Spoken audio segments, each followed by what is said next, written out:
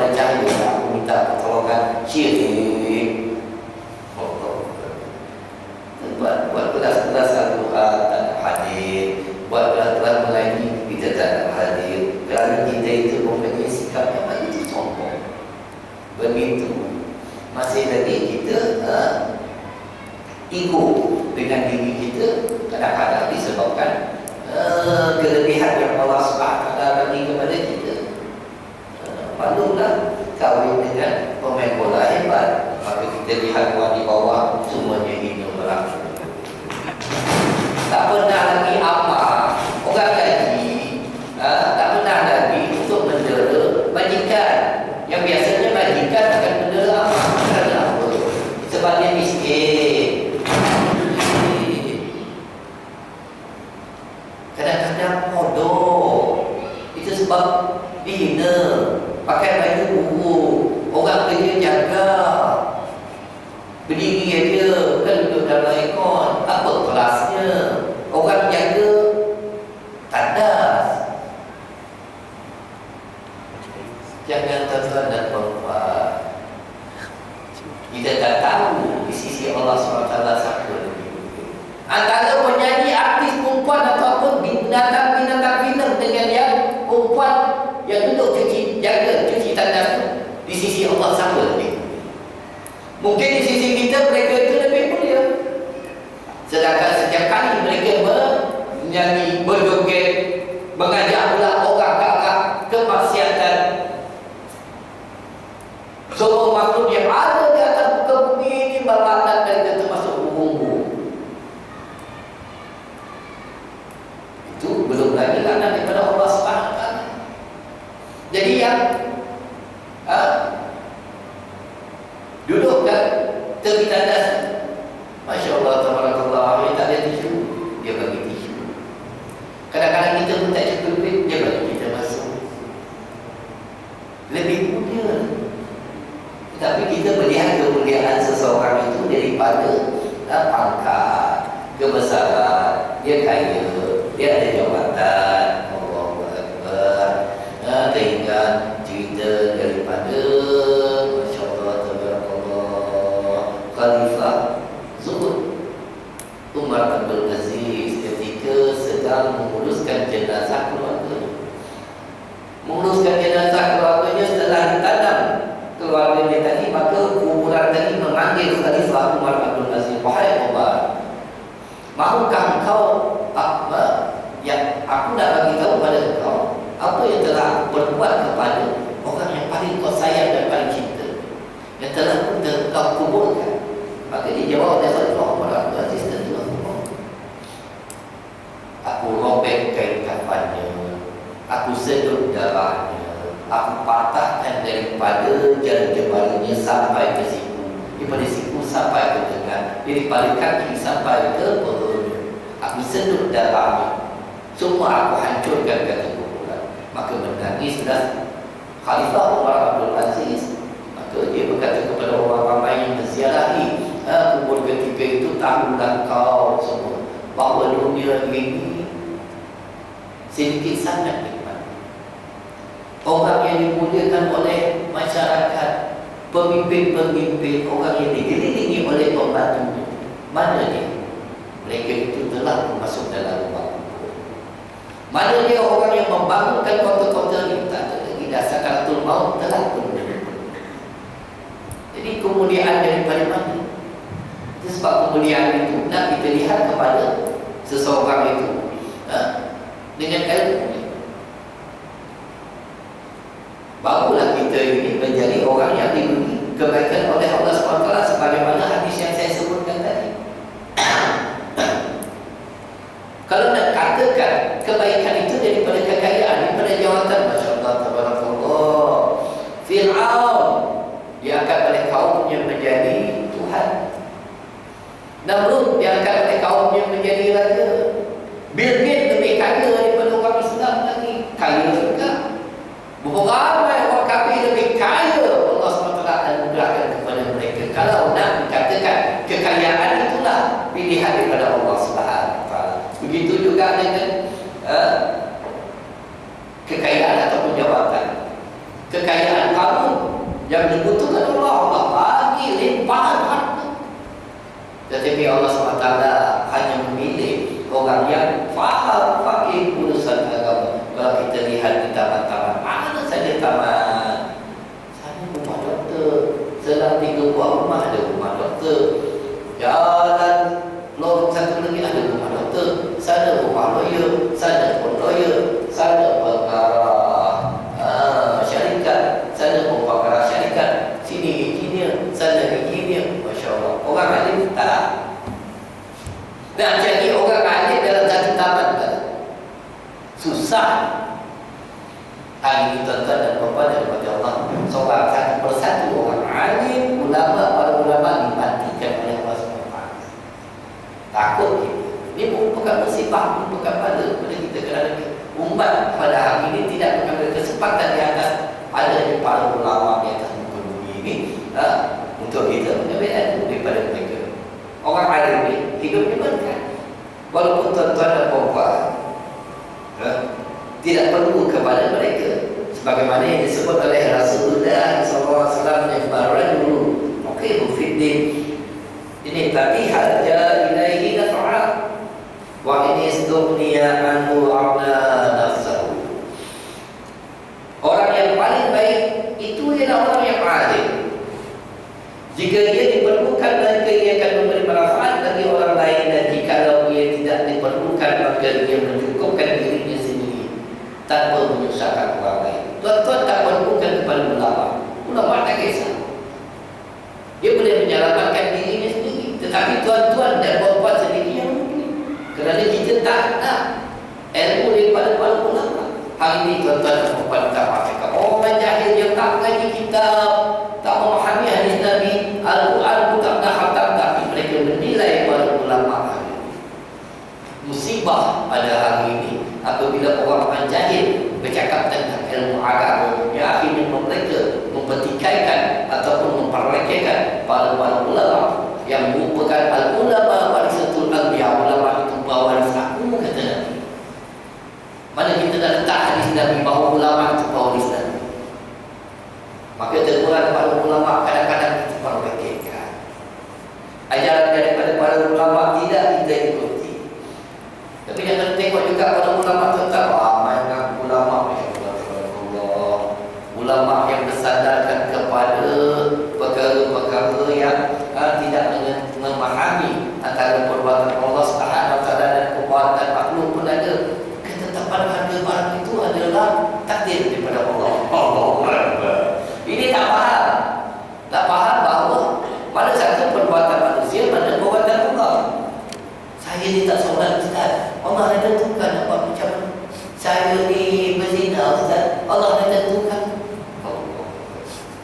Jadi kita tak faham pada perbuatan manusia, pada perbuatan Allah. Jadi Allah SWT bagi kita dua jalan, syurga atau neraka. Kau pilih mana satu? Baik atau buruk? Kau pilih mana satu? Kalau kau pilih yang buruk, maka itu bukan Allah SWT yang menetapkan kau. Allah SWT tak pernah zalim. Tapi orang yang kita punya sifat dulu yang akhirnya tak faham konsep qada tak pada, yang akhirnya ramai pada betul akhirnya. Jadi macam itulah, sebab kita tak tahu nama beza-bezakan antara perbuatan Allah SWT. Allah SWT kata aku tidak akan mengubah nasib sesuatu kaum itu sehingga dia mengubah sendiri. Kalau macam itu kita duduk diam sajalah. Duduk diam je, tak payah buat apa. Nak buat macam mana? Allah dah takdirkan saya macam ni. Saya tak ada kerja. Nak buat macam mana? Anak saya kelaparan, saya tak bawa macam mana. Ini Allah dah takdirkan. Biarlah Allah uruskan. Allah. Yang ini kita dah tahu bahawa Rasulullah SAW menyebut al-ulama salasatan rajul mu'asyar bi'ilmi mu'asyar nasabihi wa rajul mu'asyar nasabihi wa ala kadasah wa rajul mu'asyar bi'ilmihi wa lam yaqis bihi baik. Ulama itu ada 3 jenis, berjenis-jenis ulama. Begitu juga kategori lawyer, ada grade apa, ada grade apa, ada grade apa. lori ini 1 tan boleh bawa berapa je. Lori 3 tan boleh pergi keluar. Ada juga. Jadi ada kategori-kategori juga. Ada kategori-kategori, ada tingkatan-tingkatan. Durian itu juga ada minum umpan, ada musangking, ada durian kampung, ada serumpuk 1 bakul RM10 je. Beza-beza. Jadi ulama ada 3 jenis kategori. Nabi SAW terutama orang yang alim yang hidup dengan ilmunya, yang mengamalkan ilmunya. Inilah yang dikatakan ulama, yang kita sebutkan sebagai qudwah hasanah. Segala perbuatannya, segala tingkahannya. Kadang-kadang ulama ni tak payah bercakap pun kita tengok perbuatan kita boleh tiru. Duduk saja dengan dia kita dah boleh tiru apa yang dilakukan. Ini ulama yang beramal dengan ilmu. Ini yang pertama. Ini yang sepatutnya kita ikut.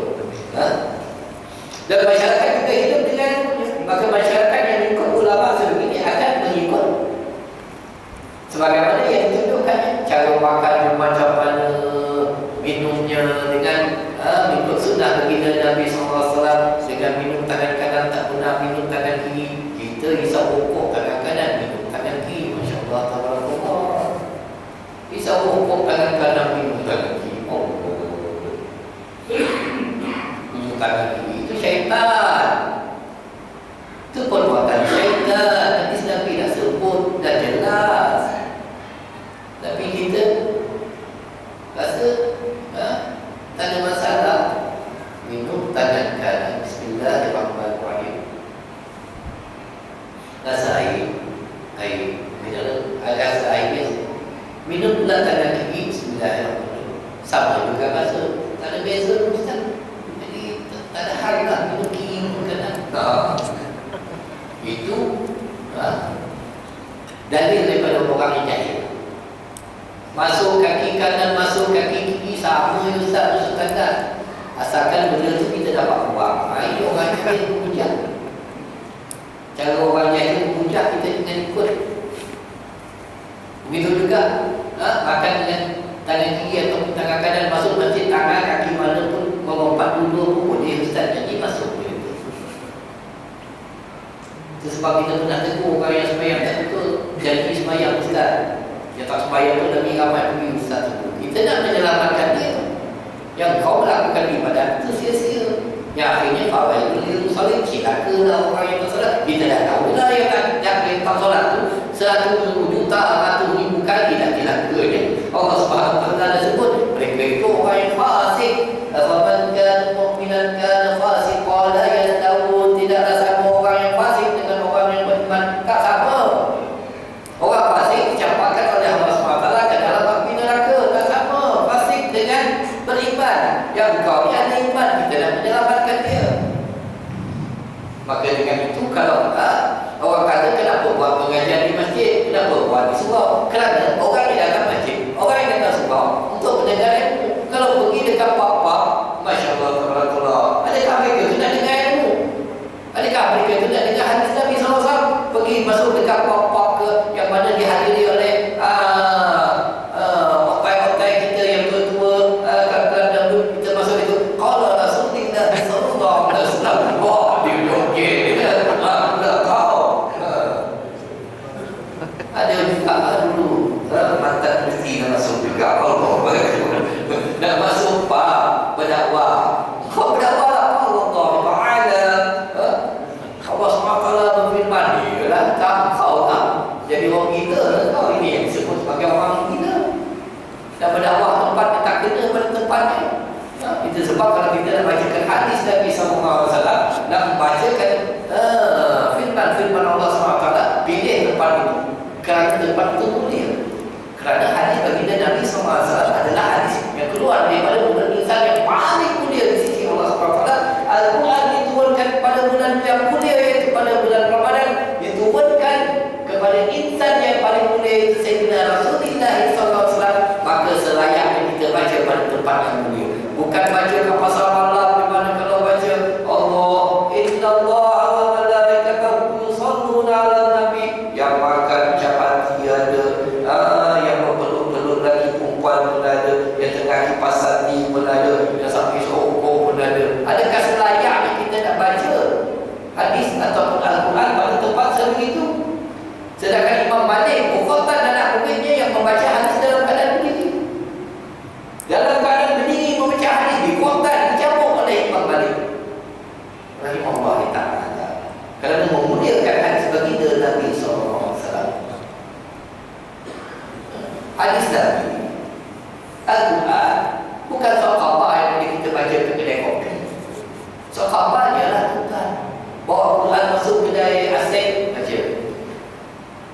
Inna fi khalqis samawati wal ardi wa ikhtilafil laili wan nahari la ayatin li ulil albab alladzina yazkuruna Allaha qiyaman wa qu'udan lalu min Allah.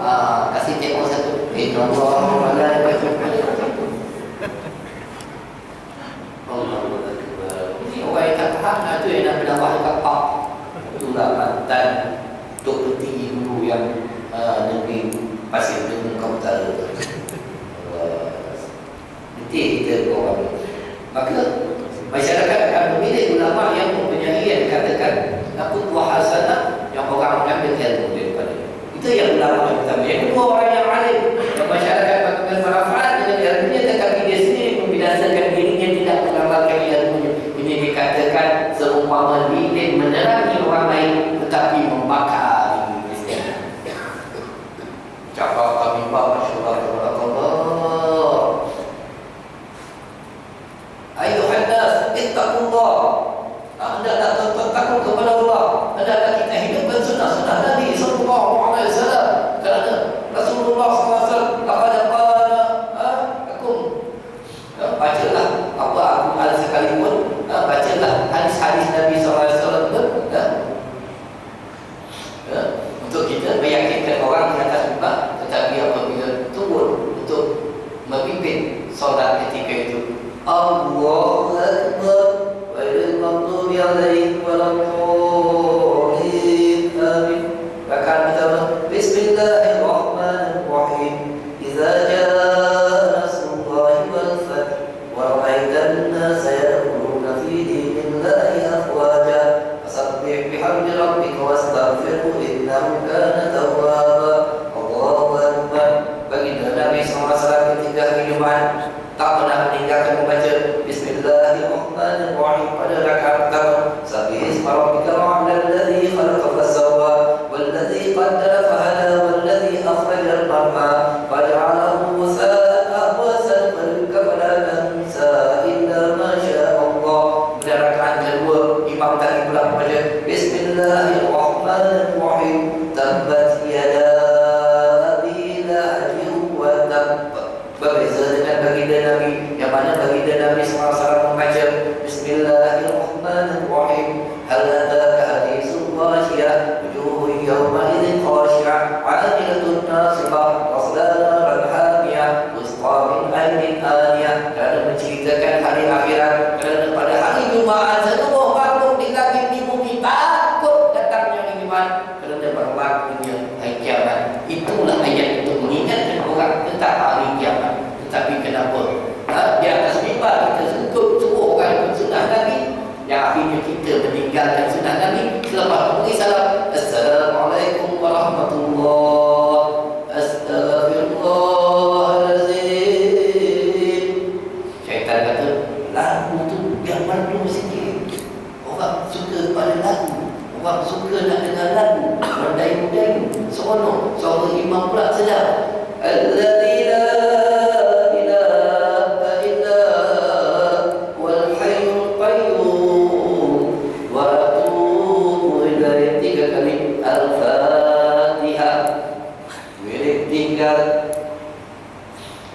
Gabi Khidir disebut oleh Imam Abdul Wahab Al-Syarani, di mana Nabi Khidir bertanya kepada 24,000 Nabi, apakah satu amalan yang boleh menyelamatkan tidak tercabutnya iman seseorang ketika sakaratul maut? Maka 24,000 Nabi tadi tidak dapat menjawabnya, menyebabkan Nabi Khidir bertanya kepada baginda Nabi SAW, yang akhirnya baginda Nabi SAW menyampaikan kepada Jibril alaihissalam. Jibril alaihissalam membawa pula kepada Allah Subhanahu wa taala. Maka Allah Subhanahu wa taala berfirman, sesiapa yang mengekalkan selepas salat fardu dengan membaca Allahu la ilaha illa huwal hayyul qayyum la ta'khudhuhu sinatun wa la nawm lahu ma fis samawati wa fil ardh man dzalladzi yashfa'u indahu illa bi idhnihi. Semua orang hafal ayat kursi yang menjadi pendinding bagi diri kita, yang menjadi penyelamat kunci untuk kita masuk syurga Allah Subhanahu wa taala. Kenapa kita tinggalkan? Al-imam menjamin, imam itu menjamin. Kalau imam tidak boleh menjamin keselamatan jemaah yang memimpinnya, maka jemaah juga akan ikut apa yang imam lakukan. Ini yang dikatakan ulama yang membakar dirinya sendiri, menerangi orang lain tetapi membakar dirinya, tidak beramal dengan ilmu. Yang maghrib Ustaz, kita nak baca lebih nanti kita nak bagi ruang Pak Ustaz dan maghrib. Menuntut ilmu itu wajib, yang kita baca itu sunnah. Tak payah tuntut ilmu lah kalau ilmu yang ada tidak diamalkan habis itu. Kita menuntut ilmu untuk kita amalkan. Yang kau baca berlagu itu ya jadi panjang. Allahu Akbar. Astaghfirullahaladzim alladzi la ilaha illa wal hayyul qayyum wa atubu ilaih. Baginda Nabi SAW senantiasa beristighfar kepada Allah SWT satu hari 100 kali. Dalam satu riwayat lagi menyebut baginda akan membaca 70 kali. Kalau kita baca istighfar yang tu, Astaghfirullahaladzim alladzi la ilaha illa wal hayyul qayyum wa atubu ilaih. 65. Ada lagi 65. Allah letih dah harga dah. Ajak pula jemaah yang ini kita istighfar sebagaimana yang disebut oleh hadis Nabi SAW 70 kali istighfar. Astaghfirullahaladzim. Sorak-sorak je confirm banyak. Tapi kalau kita ada Astaghfirullahaladzim la ilaha illa wal hayyul qayyum wa atubu ilaih, Astaghfirullahaladzim la ilaha illa wal hayyul qayyum wa atubu ilaih, tak sampai 5 second kalau kita tuan-tuan. Astaghfirullahaladzim la ilaha illa wal hayyul qayyum wa atubu ilaih, la ilaha illallah la syarika lahu wa la syarika lahu wa la ilaha illallah la syarika lahu wa la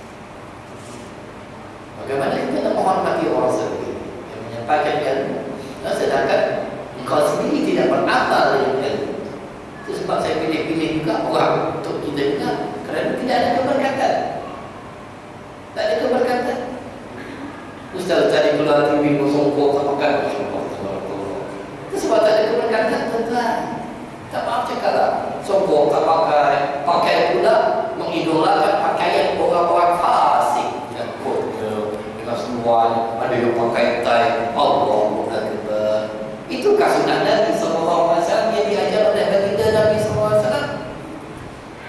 Hari Jumaat datang tazkirah pakai baju batik, Allahu Akbar. Sunnah Nabi ke itu. Sedangkan Nabi SAW pada hari Jumaat menyuruh kita memakai serba putih. Tak suka kan? Nak ikut sunnah Nabi? Tak cakap tuan-tuan ikutlah sunnah Nabi, ajarlah anak. Allahu Akbar. Itu minta maaf. Ini yang dikatakan ulama yang kedua, yang itu mereka itu yang alim, yang masyarakat mengambil manfaat dengan ilmunya, tetapi dia sendiri membinasakan dirinya tidak mengamalkan. Ketika orang alim hidup dengan ilmunya, mengamalkan ilmunya, tapi orang lain tidak mengambil manfaat dengan ilmunya. Ini orang alim, dia mengamal dengan ilmu, dia menyampaikan ilmu, tapi orang tidak dapat manfaat daripada ilmunya. Ini bergantung-gantung. Sebab ketika orang alim itu sedang bicara, kita main handphone, kita sepak,